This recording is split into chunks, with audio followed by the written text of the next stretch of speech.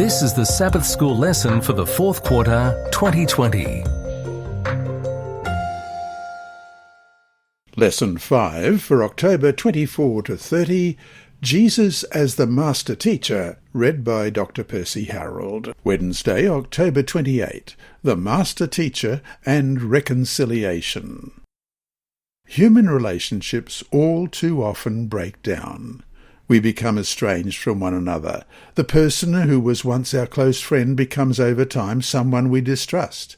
However, such a broken relationship can be mended. When that happens, we experience the wonder of reconciliation. Few human experiences are as sweet as this. Question: how does reconciliation lie at the heart of Christ's incarnation and his role as Master Teacher? Let's read 2 Corinthians chapter 5, verses 16 through 21.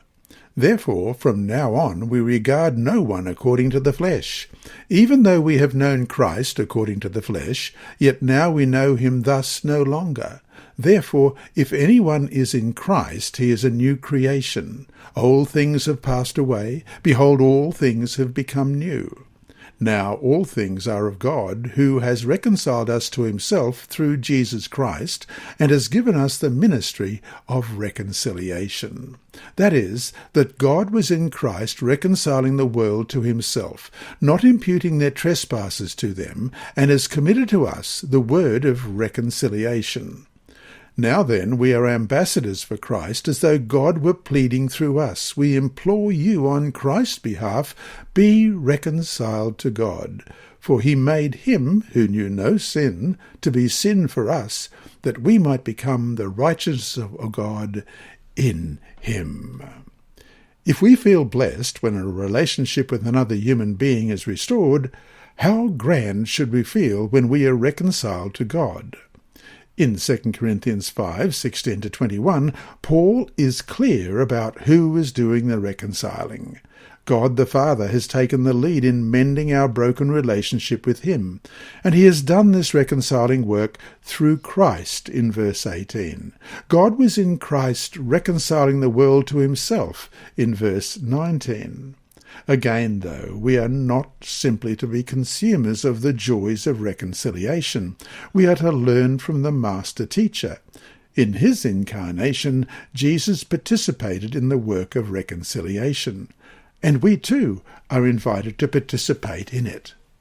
God has reconciled us to himself through Christ, and now we, with Paul, are given the ministry of reconciliation, verse 18.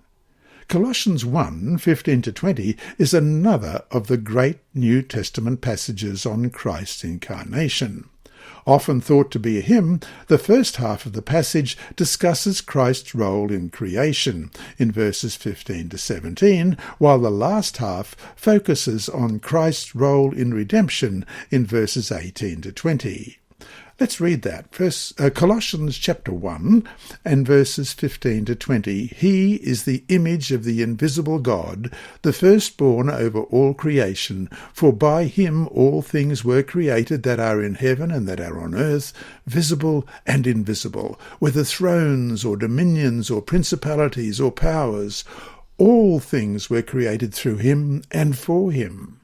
And he is before all things, and in him all things consist, and he is the head of the body, the church, who is the beginning, the firstborn from the dead, that in all things he may have preeminence. For it pleased the Father that in him all the fullness should dwell, and by him to reconcile all things to himself, by him, whether things on earth or things in heaven, having made peace through the blood of the cross.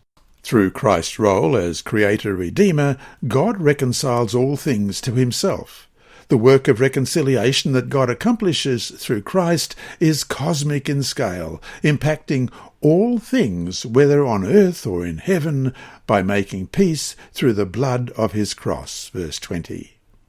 While we could never match the cosmic scale of the Master Teacher's work as reconciler, we are invited to participate in the ministry of reconciliation in our own sphere in verse 18. Could this be what was in Jesus' mind when he prayed in John 17:18, "As you sent me into the world, I also have sent them into the world"?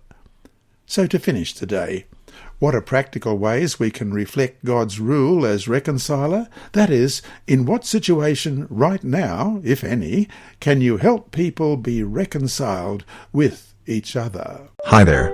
Thanks for watching this video on the Advent-band Ministries YouTube channel. Please subscribe and click the bell icon to be alerted whenever we upload new videos. So, until we meet him in the clouds, may God continue to bless you.